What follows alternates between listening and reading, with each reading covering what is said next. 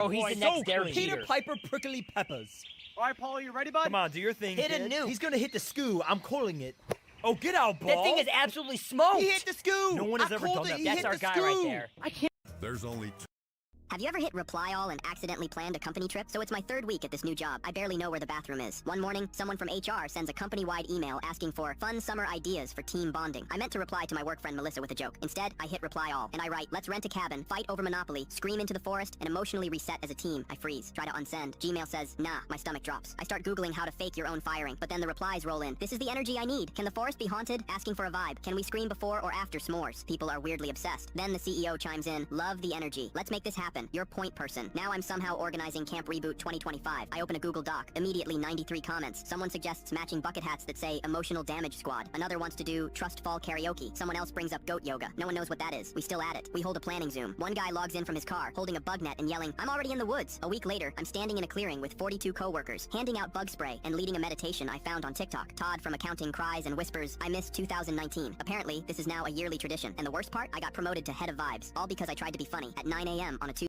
Have you ever hit You're about to watch the dumbest game played in MLB this year. In the 6th, the ump called this a strike on Manny Machado. Then he called this a strike on Manny Machado. Manny Machado was pissed. Then he hit a bomb to tie the game just because the umpire messed up. The Padres later made the controversial decision to intentionally walk a batter who had 2 strikes on him for some reason, then immediately regretted it when they spiked a pitch and allowed the Astros to take the lead. It got even dumber. The Astros brought in Josh Hader. He used to play for the Padres.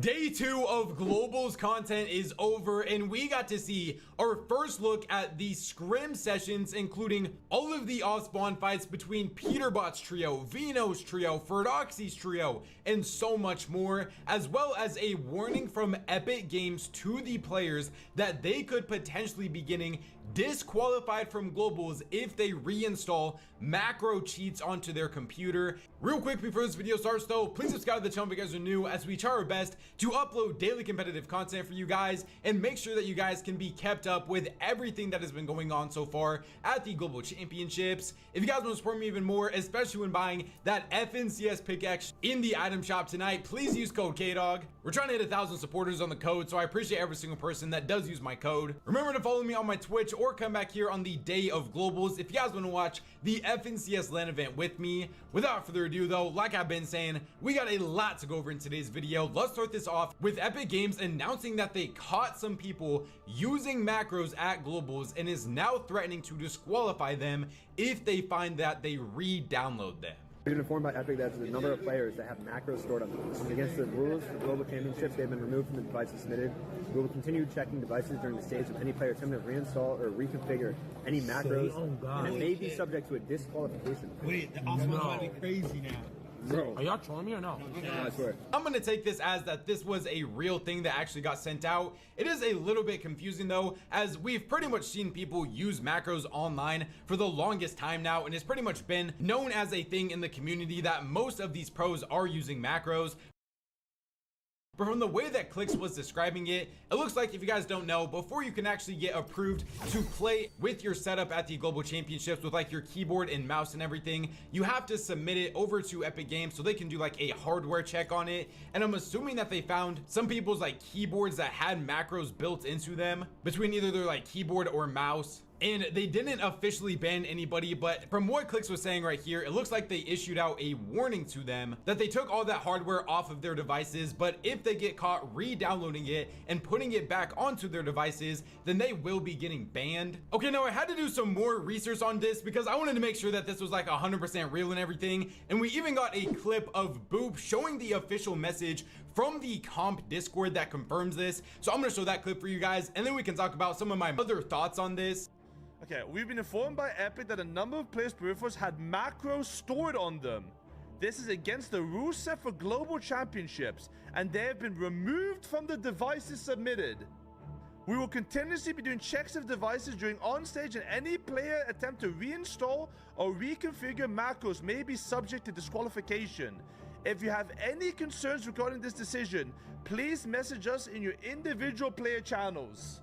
They found macros on people's PCs. No, unfortunately, we didn't get any name drops on which people are actually the ones that are using macros. I think if we had to make some educated guesses though, we would probably have to say it's one of the trios that are contested, because if you're not contested and like 50-50 for a chest off spawn, I don't really know what the other main advantages could potentially be for using macros. So here is our current global championship map with every single team that is contested. I mean, we saw a lot of accusations coming from both Ferdoxy's trio and Tayson's trio saying that both of those teams, they feel like the other one is using macros. We could also maybe be seeing like some Vino, Vico, Flixie, or Coyote's trio. Maybe somebody in the triple off spawn fear with Peterbot's team that we'll talk about in a little bit, as we all know that Peter has also been one of the other main people accused of using macros. But then it also could be one of our other fights that are on the edges of the map as well.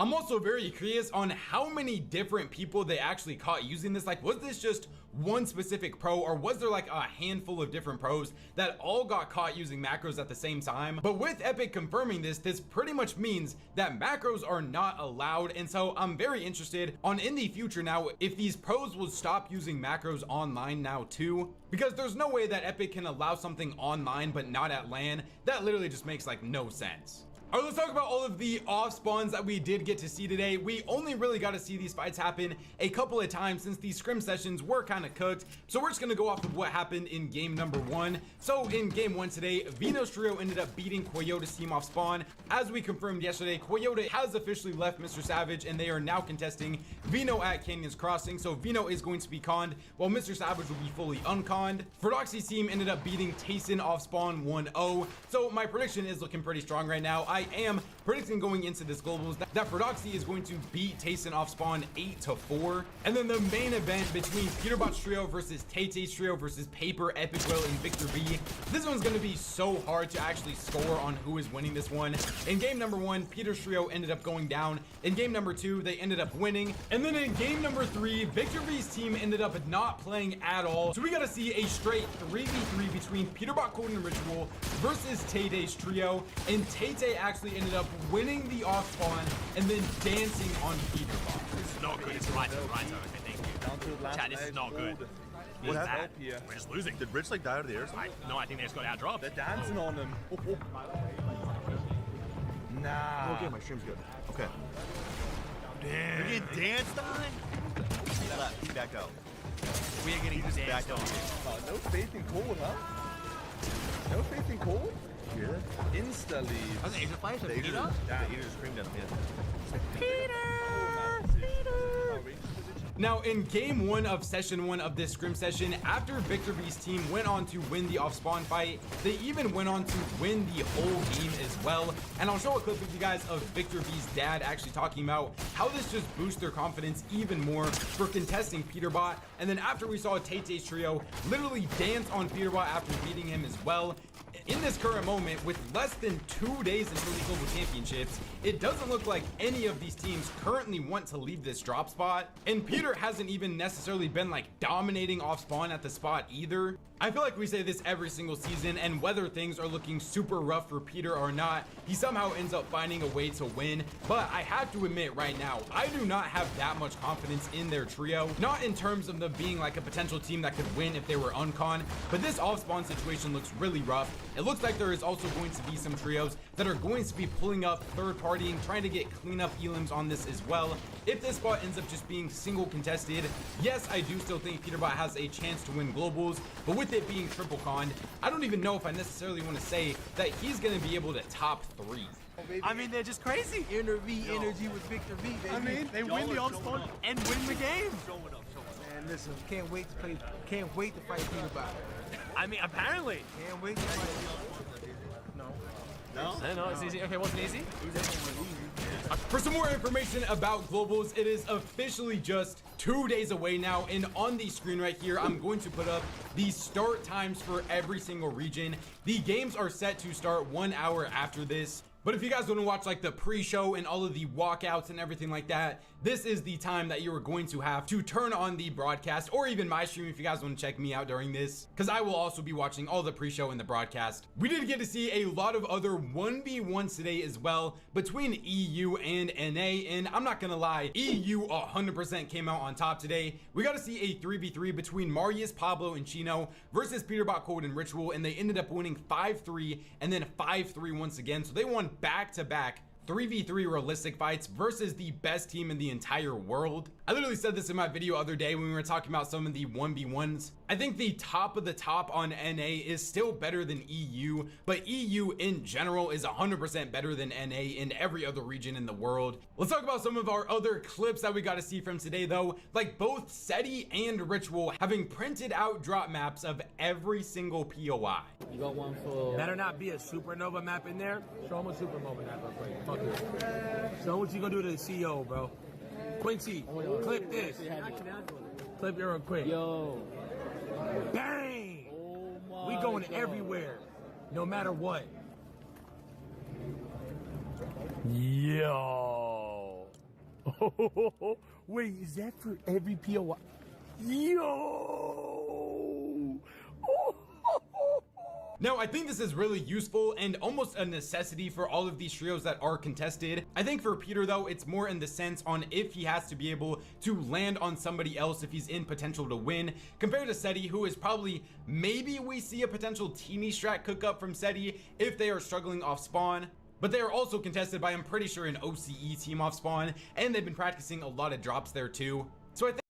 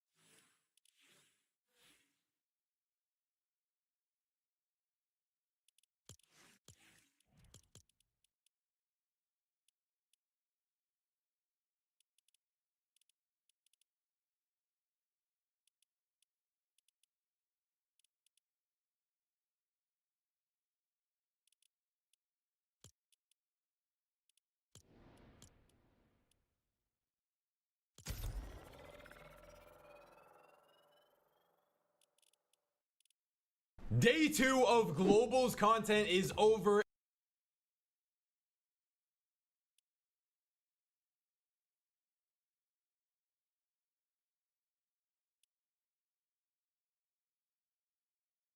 Reasons why softball girls are harder working than baseball guys. Reason number 1, we dive for everything. They barely bend over. Toward right center field, Revere on the run, and he reaches out, he makes the catch. 2, we pitch over 100 times a game. They're done after 70 and need an ice bath. Popped up, shallow center field. Rojas sprinting in, he's under it, he has space. Reason number 3, rain or shine, we play. Baseball guys, let's reschedule. In the air, up the line and right, Gibbons can't find it. Reason number 4, conditioning. We're sprinting suicides while they're sunbathing in the outfield.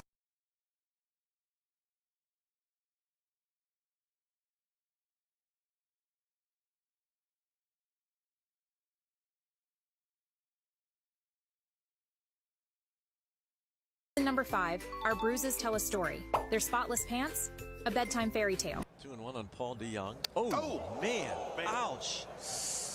Yeah, I think up around the head. Reason number 6, quick throws. We don't overthink, we just make the play. Chance for Yachty, and got him. Number 7, time management. We hustle on and off the field while they're catching Z's. Bounces this one up the middle. Second baseman Urias throws. Number 8, self-discipline. When's the last time they practiced without being told? Reason number 9, team spirit. We're loud, proud, and always cheering. Baseball guys, let's just say they're more reserved.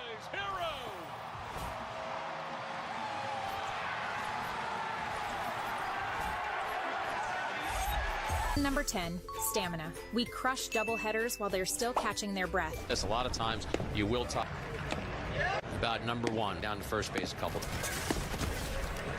1-2 popped to short in his first inning. 10 reasons why softball girls are unexpected MLB teams that became champions. Back in 2019, the Washington Nationals looked like one of the worst teams in baseball. After 50 games, they were sitting at just 19 wins and 31 losses, second to last in the National League. Fans were already calling for their manager, Dave Martinez, to be fired, and people thought the season was over before it even began. But instead of making big changes, the front office made one surprising decision. You see, the Nationals general manager, Mike Rizzo, told everyone that they were sticking with Martinez, even while the media was demanding he be let go. That decision gave the players the confidence they needed, and slowly, things began to turn around. Where does that come from after this play? What was the previous question before I made that error? I said, as soon as I start... Sorry, guys. Need to make this play real quick. Look. Nimmo popped up. I got it! I.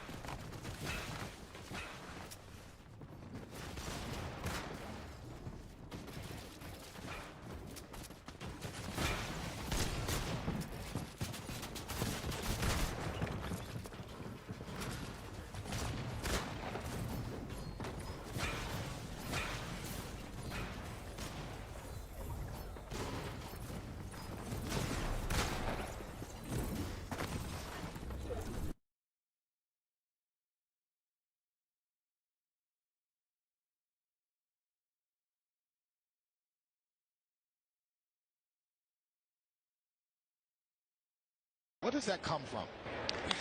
Give me the MLB teams with the fewest playoff wins all time. My first 5 guesses are going to be the 5 teams that have never won a World Series. Mariners. They're number 2. Rockies. They are number 1.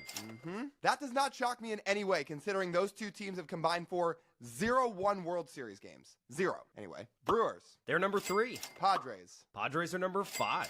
And to close it out, the Tampa Bay Rays. Tampa Bay Rays are number 8. They almost got off of this list, but almost doesn't count. Almost only works with horseshoes and hand grenades. Well, those 5 teams I knew would be on there. Who else could we find on this list? Are the Angels on there? The Angels are on this list. That's kind of surprising to me. They're number 7. Is it, though? I mean, they won in 02. They were good in the early 2000s, but let's be real. It's not like they have a super lucrative history of success. They are one of the longest tenured teams on this list, which makes it a little more surprising. Well, one of these teams had never won a World Series until recently. Are we going to find the Rangers on this list? The Rangers are actually not on here. Interesting. Again, until 23, they were one of the 6 teams that never win a ring. There is one of baseball's oldest franchises on this list. Oh, so would that be the Cubs? It's not the Cubs, no. You just figure 108 years without a ring, but okay. See, that's going to trip me up because I'm thinking about all the historic franchises that have won a bunch, but whatever. I'm just going to keep thinking. Oh, are the Diamondbacks on here? The Diamondbacks are number 9. Not a very long tenured franchise. Hasn't won a ton. Won 1 ring in 01. Oh, are the Pirates on here? The Pirates are not on here. That was not the team I was talking about. Oh, I bet you the Marlins are on here. The Marlins are number 4. Got the 2 titles, but not much else. They have 2 other playoff appearances aside from that. And I don't think either of those times they won a series. Yeah, they've only made the playoffs 2 other times from those World Series rings, and they didn't have a lot of success in those appearances. Need number 6 and number 10. And there's still an old franchise on here that I haven't got. Are the Nationals/Expos on here? They're number 6. Yep. Also not shocking. The Nationals until 2019 had never made a World Series.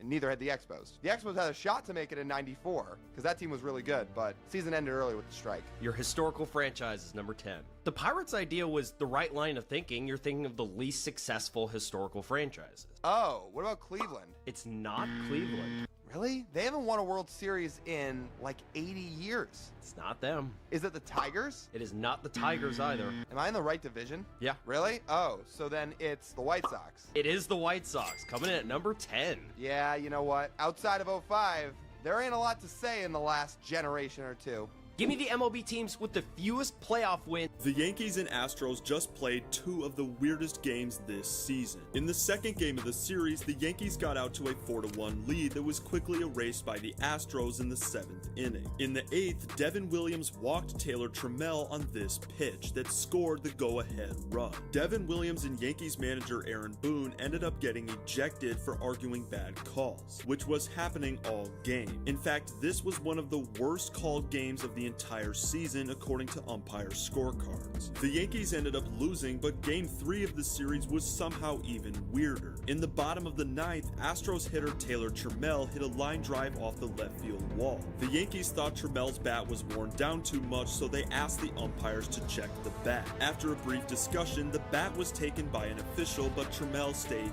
the game. The Yankees and Astros just played 2 of the weirdest games. Is it possible to profit off of going to an MLB game? See, at almost every ballpark in the country, there's some form of mystery bag that you can buy in the team gift shop that's filled with everything from apparel to autographed games gear. But I wanted to see if it's actually possible. These crazy kids saw that their pool was frozen and decided to walk on it, but when they noticed that it started cracking, they got out quickly until one of them went back in, but to prank him, his brother threw a stone and the worst thing ever happened.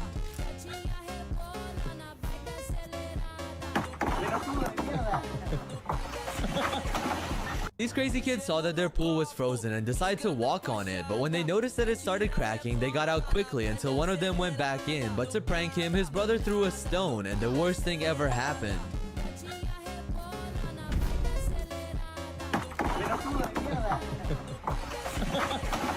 These crazy kids saw that their pool was frozen and decided to walk on it, but when they noticed that it started cracking, they got out quickly until one of them went back in, but to prank him, his brother threw a stone and the worst thing ever happened.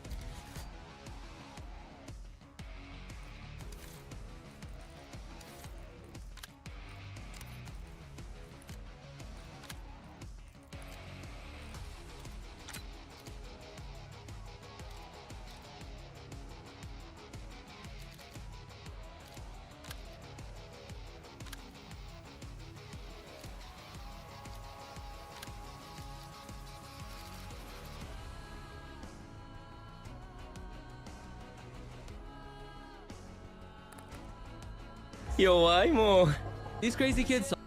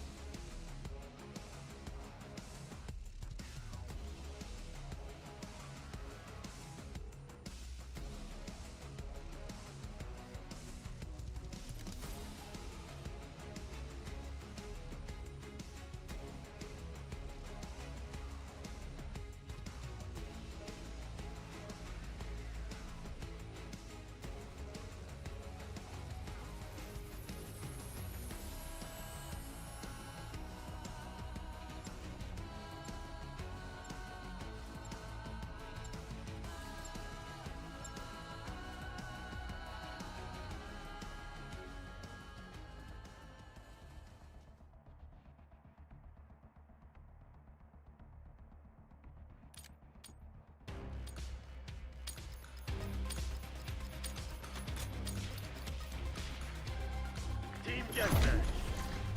Green light. Go, go, go.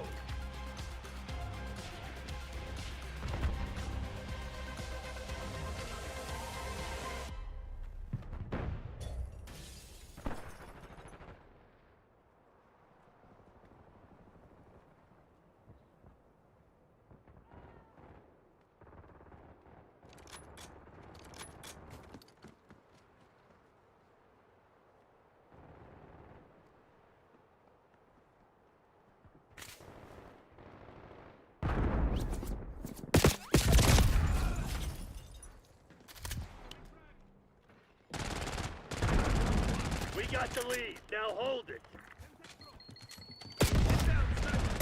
Enemy shock charge. Last trap identified.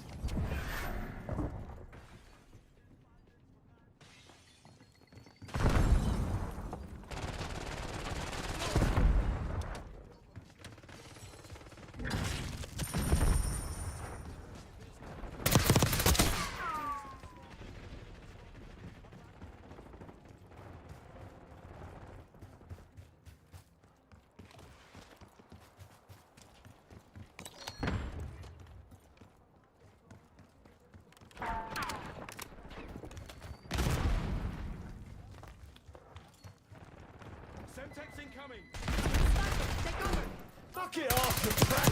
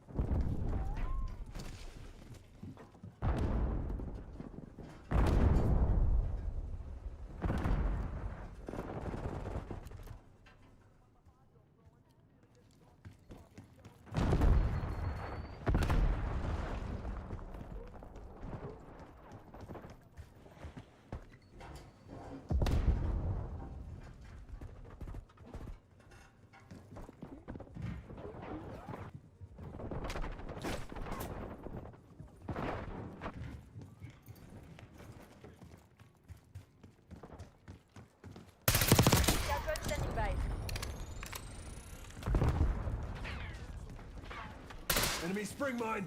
Get a UAV on grid.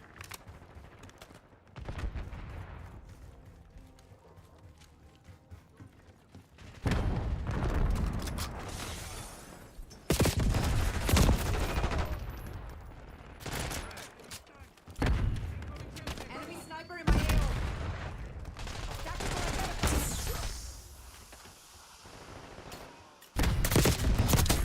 Hostile KIA.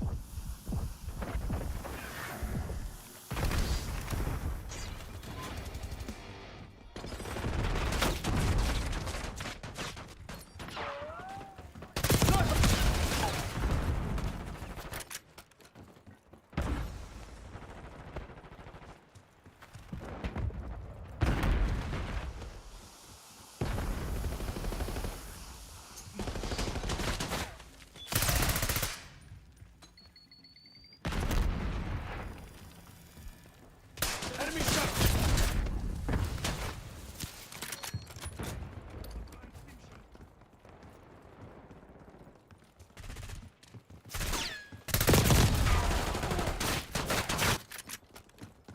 Stay alert, Black Ops. We got a mole.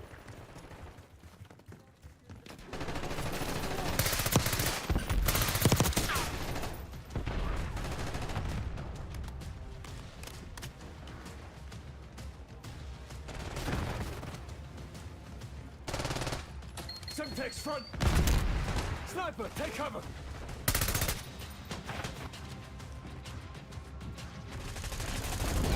Knock that shit off.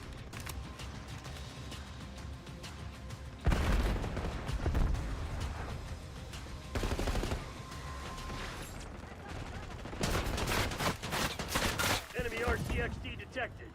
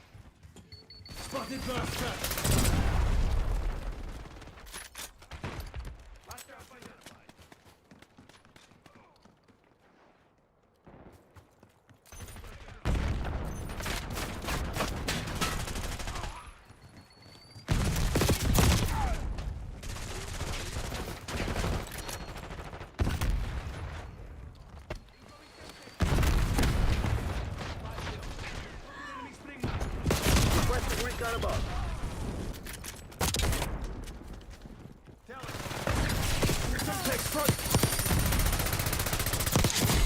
Revenge is enough of us. Eyes on shock charge. Hostile thermo. Stop the enemy front.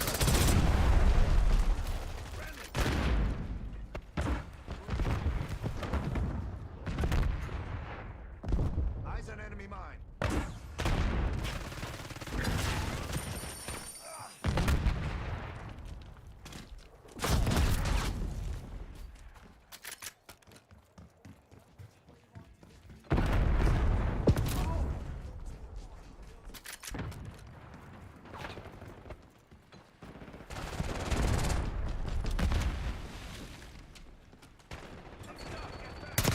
Hostile assault pack down.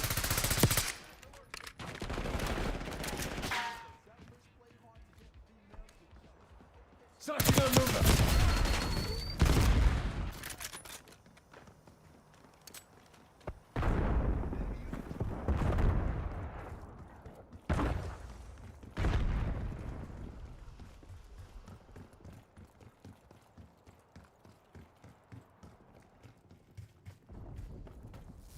Enemy shock charge.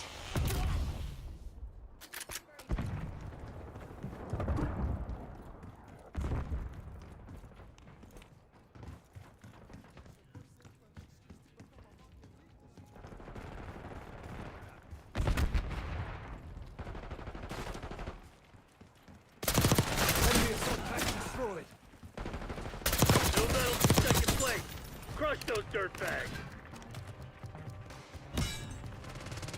Back on, lost UAV. Sniper, take Perfect execution. The Pantheon's probably pissing themselves right now. fucking routed them.